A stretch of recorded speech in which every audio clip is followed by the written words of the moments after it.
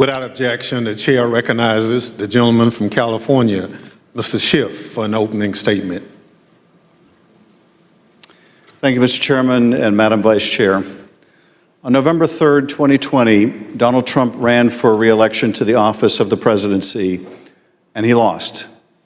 His opponent, Joe Biden, finished ahead in the key battleground states of Arizona, Michigan, Wisconsin, Pennsylvania, Georgia, and elsewhere. Nevertheless, and for the first time in history, the losing presidential candidate fought to hold on to power. As we have seen in previous hearings, he did so through a variety of means. On Election Day, he sought to stop the counting of the vote, knowing that the millions of absentee ballots elections officials would be counting on Election Day and thereafter would run strongly against him and deliver a victory to Joe Biden. Next, and when he could not stop the counting, he tried to stop state legislatures and governors from certifying the results of the election. He went to court and filed dozens of frivolous lawsuits, making unsubstantiated claims of fraud. When that too failed, he mounted a pressure campaign directed at individual state legislators to try to get them to go back into session and either declare him the winner, decertify Joe Biden as the winner, or send two slates of electors to Congress, one for Biden and one for him, and pressure Vice President Pence to choose him as the winner. But the state legislatures wouldn't go along with this scheme, and neither would the vice president. None of the legislatures agreed to go back into special session and declare him the winner. No legitimate state authority in the states Donald Trump lost would agree to appoint fake Trump electors and send them to Congress. But this didn't stop the Trump campaign either. They assembled groups of individuals in key battleground states and got them to call themselves electors, created phony certificates associated with these fake electors, and then transmitted these certificates to Washington and to the Congress to be counted during the joint session of Congress on January 6th. None of this worked. But according to Federal District Judge David Carter, former President Trump and others likely violated multiple federal laws by engaging in this scheme, including conspiracy to defraud the United States. You will hear evidence of the former president and his top advisors' direct involvement in key elements of this plot, or what Judge Carter called a coup in search of a legal theory. For as the judge explained, President Trump's pressure campaign to stop the electoral count did not end with Vice President Pence. It targeted every tier of federal and state elected officials. Convincing state legislatures, he said, to certify competing electors was essential to stop the count and ensure President Trump's re-election. As we have seen in our prior hearings, running through this scheme was a big lie that the election was plagued with massive fraud and somehow stolen. You'll remember what the president's own Attorney General, Bill Barr, said he told the president about these claims of massive fraud affecting the outcome of the election.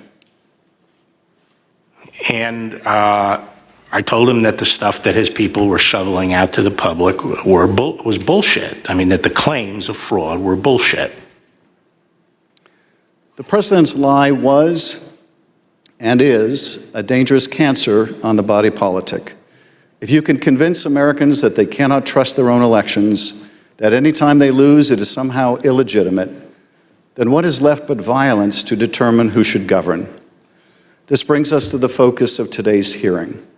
When state elections officials refused to stop the count, Donald Trump and his campaign tried to put pressure on them. When state executive officials refused to certify him the winner of states he lost, he applied more pressure. When state legislators refused to go back into session and appoint Trump electors, he amped up the pressure yet again. Anyone who got in the way of Donald Trump's continued hold on power after he lost the election was the subject of a dangerous and escalating campaign of pressure. This pressure campaign brought angry phone calls and texts, armed protests, intimidation, and all too often threats of violence and death. State legislators were singled out. So too were statewide elections officials. Even local elections workers, diligently doing their jobs, were accused of being criminals and had their lives turned upside down. As we will show, the president's supporters heard the former president's claims of fraud and the false allegations he made against state and local officials as a call to action. Stop the steal! Stop the steal! Stop the steal! You're a threat to democracy! You're a threat to free and honest elections! We love America! We love our rights and our freedom!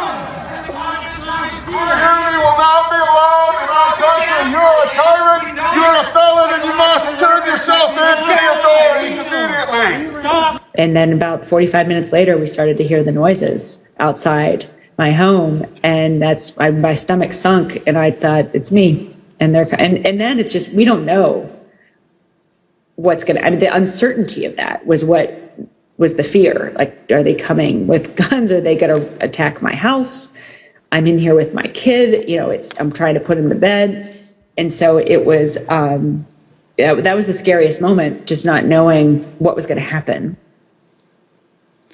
This pressure campaign against state and local officials spanned numerous contested states, as you will see in this video produced by the Select Committee. My name is Josh Roselman. I'm an investigative counsel for the House Select Committee to investigate the January 6th attack on the United States Capitol. Beginning in late November 2020, the president and his lawyers started appearing before state legislators, urging them to give their electoral votes to Trump, even though he lost the popular vote. I represent President Trump along with Jenna Ellis, and this is our fourth or fifth hearing. This election has to be turned around because we won Pennsylvania by a lot, and we won all of these swing states by a lot. This was a strategy with both practical and legal elements. The Select Committee has obtained an email from just 2 days after the election in which a Trump campaign lawyer named Cleta Mitchell asked another Trump lawyer, John Eastman, to write a memo justifying the idea. When do you remember this coming up as an option in the post-election period for the first time? Right after the election. It might have been before the election. Eastman prepared a memo attempting to justify this strategy, which was circulated to the Trump White House, Rudy Giuliani's legal team, and state legislators around the country. And he appeared before the Georgia state legislature to advocate for it publicly.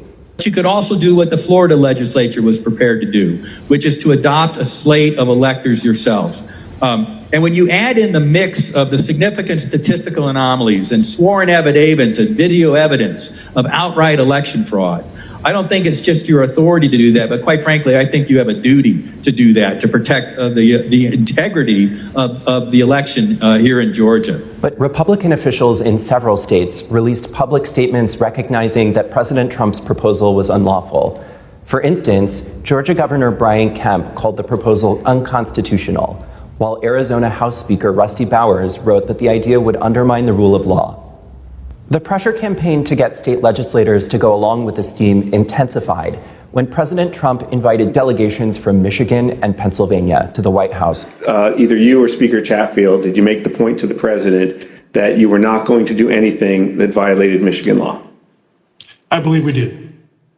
Whether or not it was those exact words or not, but I think that the words that I would have more likely used is we were going to follow the law.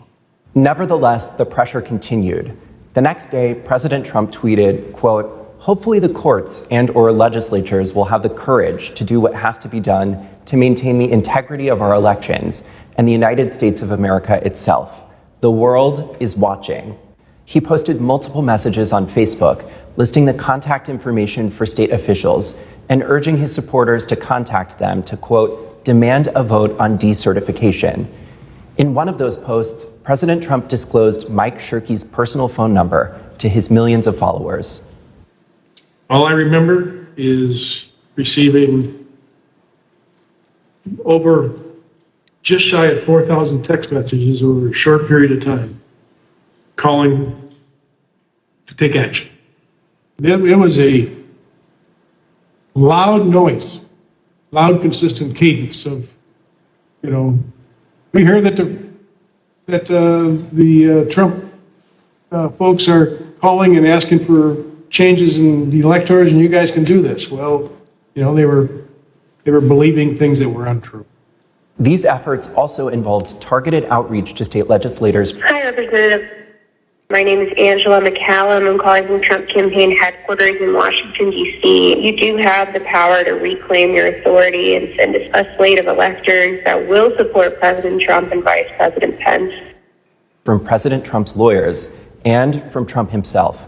And I've become friendly with legislators that I didn't know 4 weeks ago. Another legislator, Pennsylvania House Speaker Brian Cutler, received daily voicemails from Trump's lawyers in the last week of November. Mr. Speaker, this is Rudy Giuliani and Jenna Ellis. We're calling you together because we'd like to discuss, obviously, the election. Hello, Mr. Speaker. This is Jenna Ellis, and I'm here with Mayor Giuliani. Hey, Brian, it's Rudy. I really have something important to call to your attention that I think really changes things. Cutler felt that the outreach was inappropriate and asked his lawyers to tell Rudy Giuliani to stop calling, but Giuliani continued to reach out. I understand that you don't want to talk to me now. I just want to bring some facts to your attention and talk to you as a fellow Republican. On December 30th, Trump ally Steve Bannon announced a protest at Cutler's home. We're getting on the road and we're going down to Cutler. We're going to start going to offices, and if we have to, we're going to go to homes, and we're going to let them know what we think about them. There were multiple protests. I actually don't remember the exact number. There was at least 3, I think, outside either my district office or my home. And you're correct, my son, my then 15-year-old son, was home by himself for the first one. All of my personal information was doxed online. It was my personal email, my personal cell phone, my home phone number. In fact, we had to disconnect our home phone for about 3 days because it would ring all hours of the night and would fill up with messages. Brian Cutler, we're outside. Clerks facing felony charges in Michigan. Poll watchers denied access in Pennsylvania. These ads were another element in the effort. The Trump campaign spent millions of dollars running ads online and on television. The evidence is overwhelming. Call your governor and legislators. Demand they inspect the machines and hear the evidence. Public pressure on state officials often grew dangerous in the lead up to January 6th.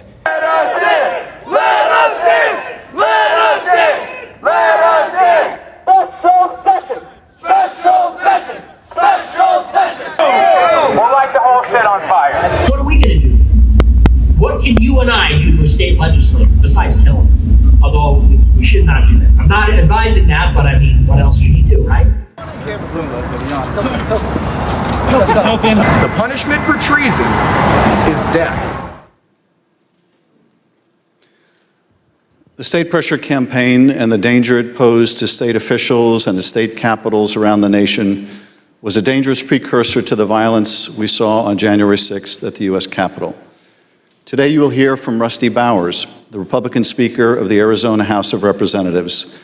He will tell us about his conversations with the President, with Rudy Giuliani and John Eastman, and what the President's team asked of him, and how his oath of office would not permit it. You will then hear from Brad Raffensperger, the Republican Secretary of State of Georgia, who Trump directed to, quote, find 11,780 votes that did not exist, but just the exact number of votes needed to overtake Joe Biden. You will also hear from Gabriel Sterling, the chief operating officer, his chief operating officer, about the spurious claims of fraud in the elections in Georgia, and who, responding to a cascading set of threats to his elections team, warned the president to stop, that someone was going to get killed.